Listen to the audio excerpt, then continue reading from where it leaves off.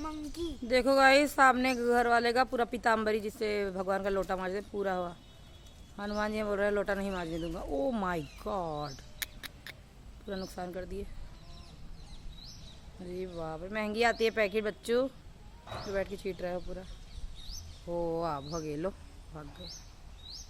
इन लोगों को क्या कर रहा है, नुकसान करके गए पूरा। पिता इतने अच्छे डब्बा में रखी थी, छीट के गए। एक जन हो जा रहे हैं तो देखो देखो देखो, अरे मेरी पाइप तोड़ने जा रहे हैं एकदम।